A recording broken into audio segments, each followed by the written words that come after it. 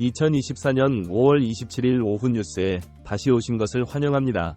영상을 놓치지 않으려면 구독 버튼을 누르고 알림벨을 누르는 것을 잊지 마세요. 이제 오늘의 분석에 대해 더 자세히 살펴보겠습니다.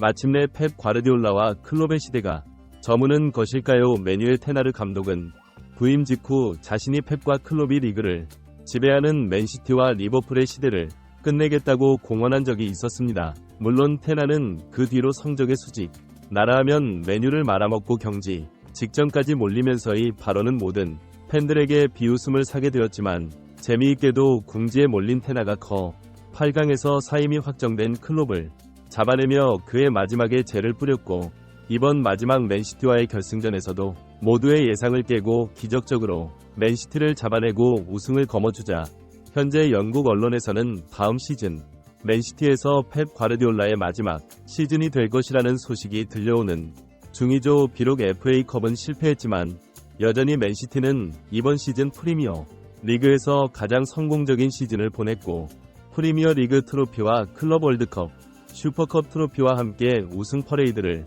펼쳤습니다. 맨시티 팬들이 승리를 자축하던 와중 벼랑간 불행한 소식이 날아들었 맨시티의 전담기자 잭 고어는 이 2년 여름이 펩 과르디올라의 마지막 시즌이 될 것으로 예상된다는 소식을 전했습니다. 그리고 이는 시티 팬들은 물론이고 다른 축구 팬들에게도 충격적인 내용이었죠. 잭 고어는 맨시티 일타 기자로 확실한 정보가 아니면 글을 쓰지 않는 상황이기 맨시티 팬들에게는 안타깝게도 그의 거짓말일 가능성은 거의 없는데요. 그렇기에 맨시티는 이번 여름 대대적인 선수 영입을 예고하고 있습니다. 과르디올라의 마지막 시즌을 환상적으로 마무리함과 동시에 앞으로 미래를 위한 스쿼드 개편을 끝마치겠습니다. 게다가 물론 과르디올라 감독의 이탈이 예상되고 있는 것은 맞으나 아직 확정된 것은 아니고 과거에도 과르디올라는 이미 한 차례 계약 종료 5개월 앞두고 깜짝 재계약을 맺은 적이 있어 아직도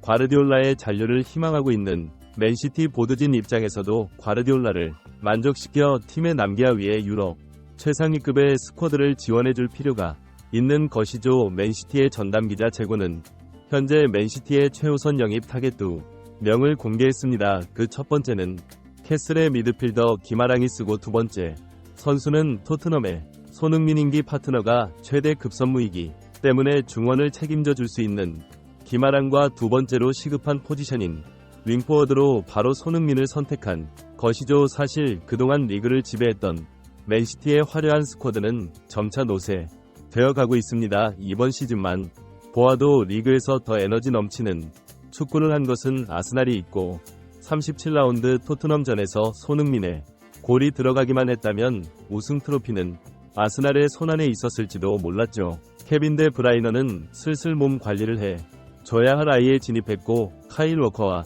베르나르도 실바 존 스톤스 같은 선수들은 점차 전성기 시절에서 내려오는 중입니다. 하지만 그렇다 한들 최고의 스쿼드라 것은 어린 선수들로만 구성될 수는 없는 법입니다. 적절한 젊은 층의 유망주들과 노련한 베테랑 선수들이 조화를 이루어야 유럽을 지배할 수 있는 것인데요. 맨시티는 케빈 데 브라이너는 여전히 클럽에서 핵심 역할을 기대하는 중이지만 실바와 워커 스톤스는 이번 시즌 방출 명단에 오를 예정입니다. 만약 과르디올라 감독이 팀에 만족하여 추가 재계약을 맺는다 한들 그것이 장기 계약까지 이어질 가능성은 낮고 아마 1년 혹은 2년을 추가해서 2026년 혹은 2027년까지 머무를 가능성이 높은데요. 맨시티 보드진들과 과르디올라 감독은 맨시티에서 마지막을 환상적으로 끝마치기 위해 현재 최고 전성기에 돌입해 있는 선수들을 데려와 라스트 댄스를 목표로 하고 있습니다. 당장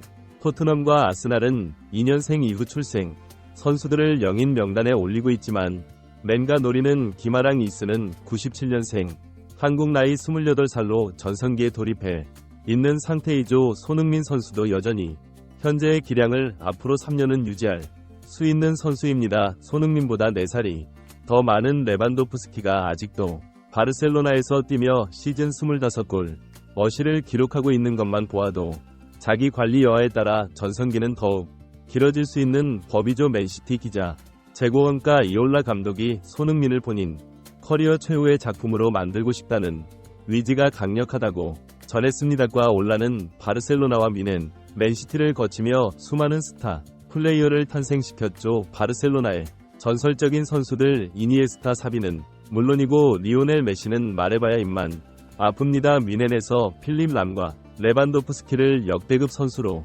성장시켰고 맨시티에 와서는 케빈 데 브라이너와 홀란드를 키워냈고 재능을 가진 원석들은 과르디올라의 손을 거친 뒤 더 완벽한 작품으로 거듭났고 현재 맨시티와 과르디올라는 손흥민과 김아랑은 데려와 그들과 함께 두 번째 트래블을 노리겠다는 위사입니다. 맨시티가 손흥민을 노리고 나선 것은 하루 이틀 일이 아닙니다. 이미 영국 현지의 수많은 일탁 기자들로 통해 맨시티가 손흥민 영입을 위해 지난 몇 년간 수차례 토트넘에게 문의해왔음은 인증된 사실인데요. 맨시티의 보드진 또한 반다이크와 손흥민을 노렸는데 요구 이적료가 너무 비싸 포기할 수밖에 없었다며 자신들의 다큐멘터리 밝히기도 했었고 그들의 제안은 매번 레비 회장의 철통 방어에 가로막혀 무산되고는 했습니다. 하지만 이번 시즌만큼은 그때와는 완전 이 상황이 다른데요. 그동안은 토트넘이 슈퍼갑의 위치에서 손흥민을 쥐고 흔들고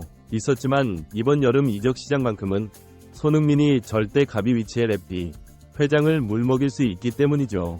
손흥민의 계약이 이미 1년밖에 남아 버리지 밖에 않은 상황에서 토트넘은 손흥민이 재계약을 거절한다면 더 이상 선수를 붙잡아둘 방법이 없습니다. 한 시즌 더 손흥민을 안고 가며 1년 후 이적료 한 푼도 못 받고 자유계약으로 풀어준다는 것은 팬들은 몰라도 클럽 경영자의 입장에서는 절대로 불가능한 일이죠. 1억 파운드에 가까운 선수를 무료로 내준다는 것은 클럽의 이익을 우선시하는 입장에서 아주 비이성적인 선택이기 때문입니다. 결국 레비 회장과 토트넘은 손흥민을 붙잡기 위해 그저 감정에 호소하는 것 말고는 별다른 방도가 없습니다. 하지만 이미 수차례 손흥민을 배신하고 또 뒤통수를 쳐온 그들이 이제 와서 또 다시 헌신과 희생을 들먹이며 손흥민의 순수한 마음을 이용한다는 것도 어이가 없대다. 이미 손흥민 선수도 토트넘이 클럽의 온갖 정이 다 떨어져 버린 지 오래인 상황인데요. 사실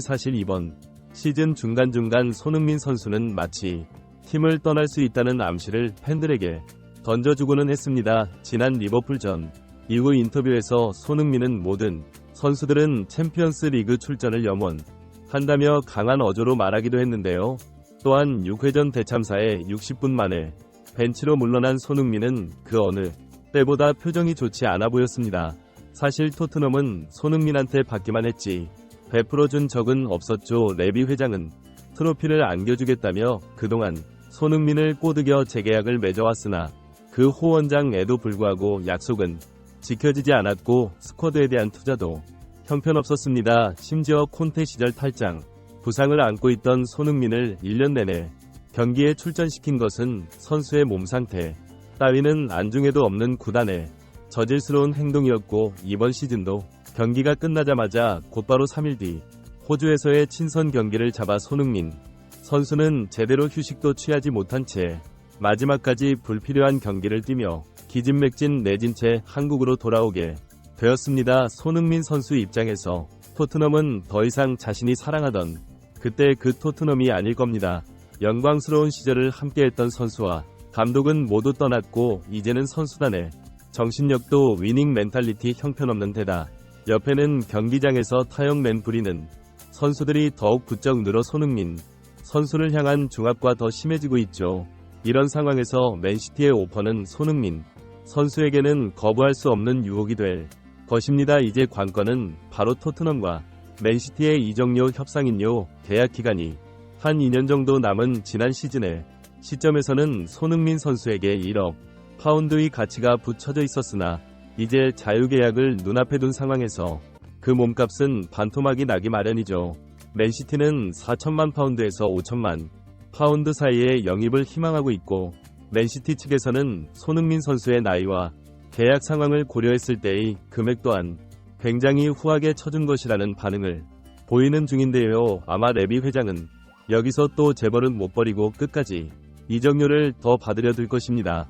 그러나 이미 뮌헨과의 케인 이건에서 같은 방식을 시도하기도 했지만 실패하며 뮌헨의 요구를 다 들어주고 말았죠. 토도 이적 시장을 하루빨리 준비해야 하기 때문에 이적료 지불이 늦춰지는 것은 원하지 않을 겁니다. 결국 맨시티 측근 이적 제안을 먼저 던져놓고 천천히 기다리면서 토트넘이 재정 상황으로 인해 스스로 압박감을 느끼는 때를 기다리기만 하면 되는데요. 손흥민 선수는 다른 대륙 선수들과 달리 유로와 코파 아메리카를 나가지 않기 때문에 다음 싱가포르와 중국전을 마친 뒤 본격적으로 협상 테이블에 앉게 될 것입니다. 하루빨리 맨시티 사무실에서 손흥민 에이전트의 모습이 발견되는 모습이 포착되었으면 좋겠네요. 이번 영상은 여기까지입니다. 구독과 좋아요는 사랑입니다. 감사합니다.